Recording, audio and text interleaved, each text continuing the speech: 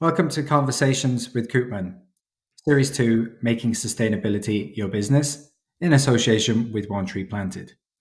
Now, normally I would talk a little bit more about One Tree Planted, but today myself and Mark are very fortunate to be joined by Louis Lagoutte, who works within the Strategic Partnerships Division of One Tree Planted.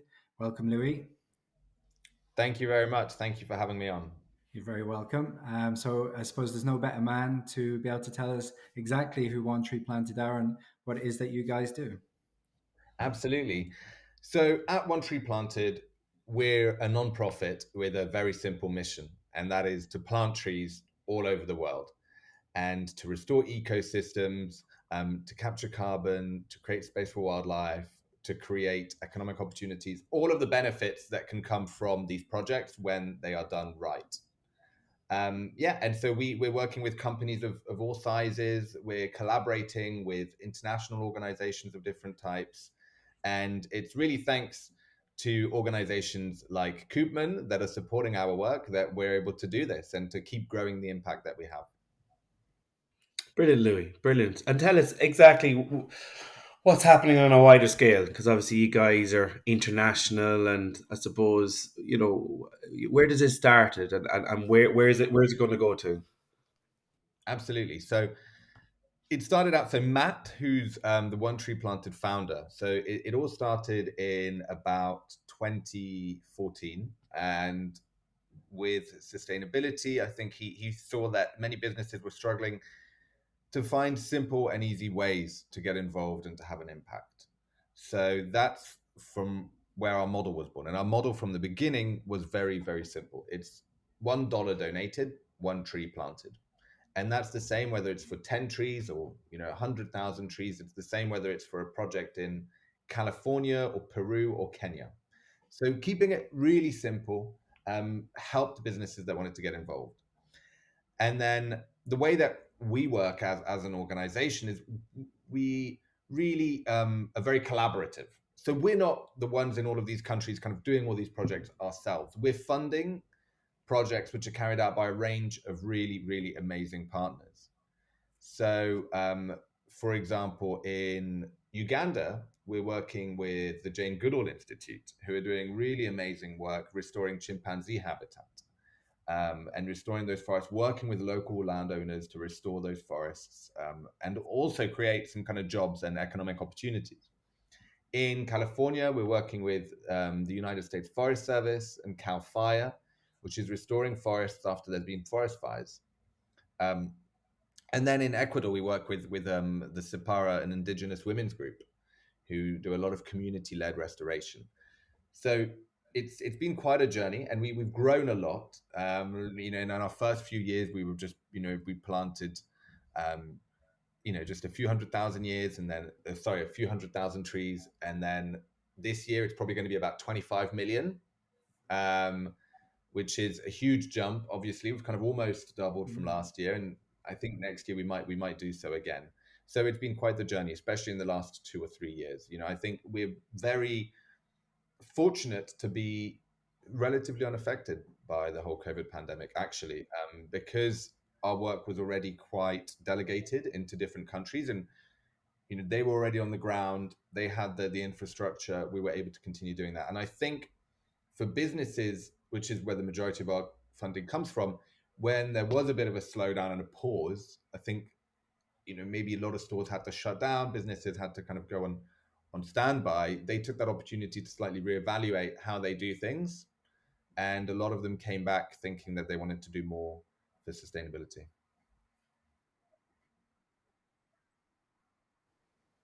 Okay. And I suppose like you guys are obviously working on these projects. Obviously, you mentioned the one in California about reforestation of the forest fires and so forth. But obviously, I know you were at COP26 quite recently, and there's a lot of issues around climate change and the impact it is having on our environment. Like, what are you guys seeing at a ground level globally? Like, Yeah, what are absolutely. the Well, I real think impacts of climate change that you guys are actually seeing? first of all, yeah, climate change is really kind of an overarching symptom of a lot of the problems and the problematic relationship we have with the natural world. But also, climate change is not the only one. The majority of forest loss at the moment is not due to climate change, it's due to land use change. So it's due to people chopping down forests for soy, in Brazil, maybe for palm oil plantations. So it's really about, looking at how climate change is impacting it, but also how agriculture is impacting, how pollution is impacting. um, but definitely what's an interesting impact of climate change in some of the projects we do is the trees which we're planting. So in all of the projects, we're looking to not just plant trees, it's really restoring forests. There's a principle called FLR, which is forest landscape restoration, around which many of our projects kind of use that ethos. And when we're looking at the species which we're selecting, and we're working with our local partners on the ground to do this, the mix of species has to be a mix, because that's what forests are. They're diverse, and the more diverse you have an ecosystem, the more resilient it is. If one tree gets sick, then you have many others to take its place. And you have a diversity of habitats, of food for all the animals in the ecosystem. But now, the trees we're planting, we're not planting trees for for next year. We're planting trees that are going to be there for in 40 years, in 50 years, ideally a lot longer than any of us will be around. And so that means that the trees are kind of sometimes going higher in altitude. So species which maybe would have been found at a slightly lower altitude being planted a bit higher, because maybe the winters are that little bit less cold, or maybe species which are a bit more drought resistant. I mean, especially in in the US West Coast, these factors are all coming into play. So the species mix is changing slightly, and you have to do these restoration projects designing it around the climate as it will be in 50 years, not necessarily as it is now, which is a very interesting and very complex set of decisions that has to be made by people who are far more technically minded than I am. I think everyone on this podcast is definitely technically more minded. What are you seeing in terms of trends then? Because obviously, you guys are very much forward looking. You're thinking obviously 50, 100 years, ahead, obviously because of the lifespan of a tree potentially, But I suppose there has been a big sustainability movement, globally over the last, maybe 18 months to 2 years. And I think a lot of businesses are changing their mindsets, especially at a board level, I suppose. Are you seeing any trends yourselves within One Tree Planted over the last, or do you foresee anything changing even in the next 2 to 3 years? Yes, I mean, even at COP, where I just was, there were some trends. I think in general, the sustainability discourse is expanding and changing for the better, in the way that I feel it's looking beyond just carbon. Well, I think before it was, okay, we have to be carbon neutral and that's it, everything will be fine. Companies are looking at how can they also have a positive impact on ecosystems, on water, on preventing pollution, on a very holistic view, because all of these issues are tied into each other.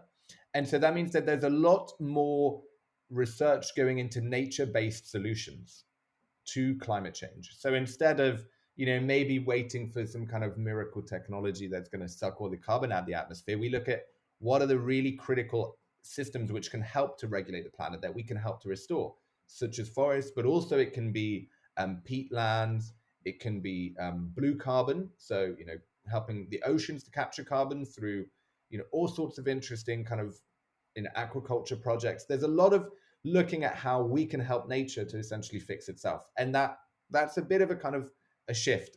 Instead of just looking at purely, okay, we need to reduce the carbon, it's actually, if we repair these ecosystems, if they're healthy and they're diverse, then they will really do it, and also address many other challenges at the same time. So I think that's exciting. That's good to see, because it addresses many problems at once. Rather than just kind of buying a carbon credit, which maybe, is funding a renewable energy project, that's great, but also, restoring ecosystems, the return that you get on investment for restoring ecosystems is massive.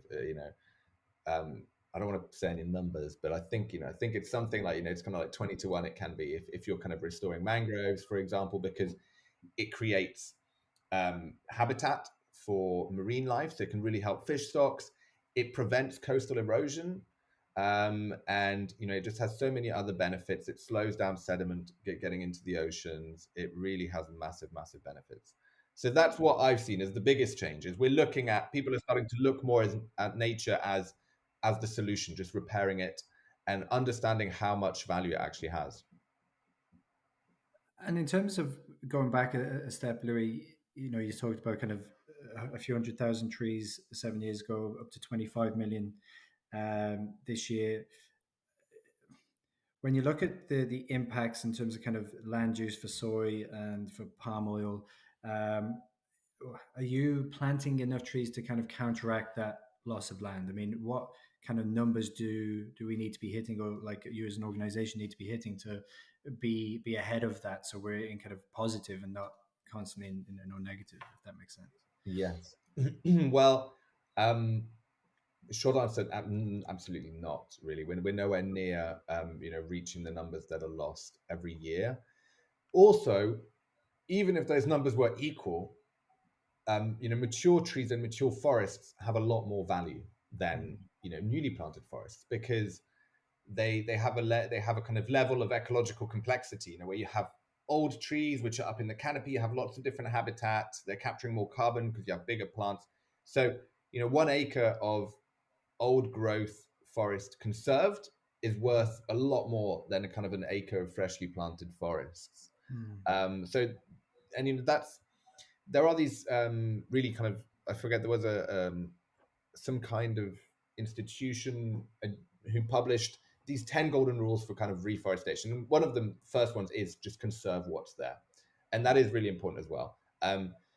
Because just some of these forests have taken hundreds, if not thousands, of years to reach that level of complexity. The trees being that old, young tree, all of this complexity just takes a long time to reach.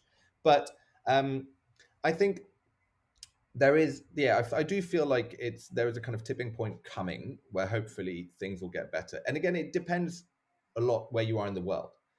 In Europe in general, Europe's forest cover has grown massively over the last 100 years. In the kind of during the Industrial Revolution, we cut down everything, and in countries like France, forest covers really increased dramatically in the last century. Um, Ireland and the UK, we're not very good. We're really very low down, but it's changing. So yeah, in a lot of the world, though, tropical Brazil, Indonesia, Bolivia, and in the kind of Congo Basin, these are the places which are kind of the current front lines, really, against deforestation. So preservation is a key challenge. What other challenges are you guys seeing on the ground at kind of ground level? Well, forest fires, especially in North America, in the West Coast, is very challenging. And some of our partners this year had to evacuate, the sites that they were restoring because fires came through. And yeah, I think in Europe, we're all in Europe. I think we find it hard maybe to understand the scale of it, but it is really quite terrifying. And the kind of frequency and severity of these fires has increased so much within the last 5 years, that's posing a major challenge to restoration and to the forests that are already there. And I suppose you mentioned before we kicked off this the podcast that you're incredibly busy and you have lots of new partnerships. Obviously, I think you guys recently announced your partnership with Coldplay and everything like that. What do you foresee happening for you guys now in the next 12 months, or what's your plans, or where do you see this going? I think our plan really is to continue doing what we do and to help scale up these great projects which are happening already. So we know what needs to be done. That's what I sometimes find frustrating sometimes at places like COP, or in some of these kind of discussions, people say, well, what can we do? If only we knew what to do. And you almost want to shout, well, look, we know exactly what to do, right? We need to restore ecosystems. We need to plant forests. We need to stop chopping everything down. We need to stop polluting. It's that simple. So it's really, I think, our goal now is to just scale up the work which can be done, which needs to be done, implement the solutions which we know exist. And that means working with a range of new business partners. That means working with a range of new organizations on the ground. And yeah, hopefully really delivering that impact at scale. Mm. And just on the COP, because you mentioned it a couple of times now, and I know you were there for the full duration, probably doing lots of meetings. What was kind of your key takeaways then, in terms of what were they discussing? You know, what do you think is coming away from that that's going to assist you in kind of meeting targets and kind of ramping up and scaling up? Yeah, so there was a potentially landmark agreement on ending deforestation, which was very exciting, which was kind of ending deforestation by 2030. Then there was a slight kind of backtrack. I think it was from the Indonesians where they kind of committed to it, and then I think they slightly backtracked. But that remains to be seen if that can translate into action or just the end of deforestation. That would be huge. That would be really great. Hmm. I think there's all of the kind of carbon cuts and all of the kind of cutting coal, all of that stuff. I'm not really paying so much attention to because it's very much outside of what I understand. But it seems that there were some agreements which were achieved. But I think in general, a lot more funding is going into nature-based solutions, is going into ecosystem restoration, and a lot more communities are being listened to who are in these places directly impacted. That was one thing about this COP. Compared to others, there was a much stronger kind of indigenous presence. Local people who own the land or who should own the land, but who've lived there for generations, who are the guardians of the land, really having a voice because these forests are not just kind of a natural resource; they're homes to people who've lived in them. Many different many different kind of peoples have lived there in kind of having a good balance for thousands of years. So listening to those communities, letting them have a voice, especially because there is a lot of um, intimidation, violence, and killing of indigenous land activists happening all over the world. People who are just trying to protect their homes from mining or logging. So highlighting those voices, listening to those people who are on the ground is really important, and that's what I saw happening, which was really encouraging. That's great, and I think it's a point now where there's enough talking that we need to see action, and hopefully, as you said, those deforestation commitments and funding Mhm. levels are seen to come through. Look, I think from our side, Koopman partnered with One Tree Planted with a goal that for every placement we made, we would donate 10 trees on behalf of the client and an individual that we support. And the goal was when we looked for our partner that was that, as you talk about, that kind of easy business model, $1, one tree. That as we scaled, our commitments and our I suppose our plantations would grow as well. Mhm. In terms of other companies that are looking to partner with you, what would you say, in terms of how to go about doing it? How can they get involved? And I suppose what would be the benefits for them? We understand our benefits, but it'd be great Yeah. for you to share with others. Absolutely. Well, I think really the key thing is that there's no commitment in doing this. There's no kind of right or wrong way to go about it. So it could just be, around the holidays. It's Black Friday coming up. Around the holidays, it's instead of doing Black Friday, we're going to plant a tree for every product we sell, for example. And you could just do that for a day, test it out, see how it feels, see what the feedback is. Um, all partners can do something more permanent, but there's no minimum, there's no kind of right or wrong way to go about it. It's really about being flexible. And if anyone is interested, absolutely go. They can go to our website, look at our business partners page, or come find me on LinkedIn. Shoot me a message. More than happy to help. And yeah, just really, we're happy to work with anyone. There's no right or wrong way. There's never too little. There's never too much. I think in a lot of campaigns and in a lot of people trying to be sustainable, you can kind of sometimes allow perfect to become the enemy of good, and you think, oh, is this perfect? No, just it's better to do something now which is good than to kind of worry about it and try and have the perfect kind of sustainability strategy.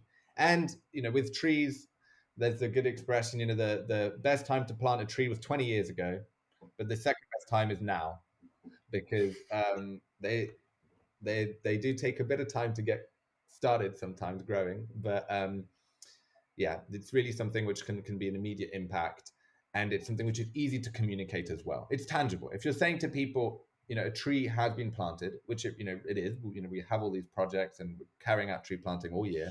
Um, it's tangible and it means something, and it has all these other benefits. It's not just saying, oh, we've kind of bought this carbon credit. It's these trees are, for example, it could be a tree in Peru, which is an agroforestry project. So planting trees, working with local landowners, smallholder farmers.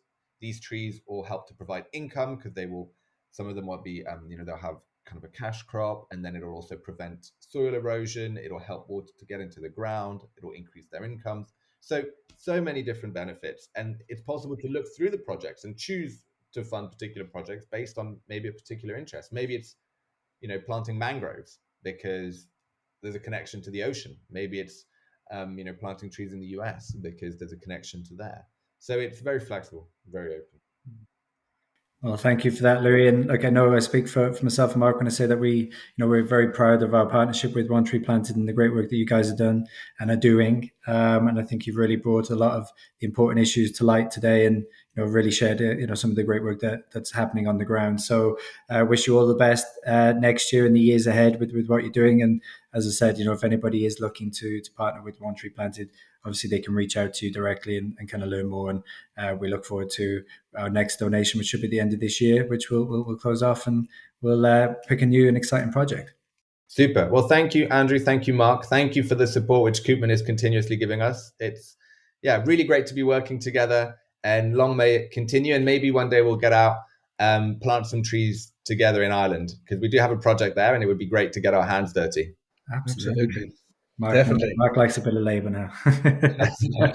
Thanks very much, Louis. Appreciate that. Take care.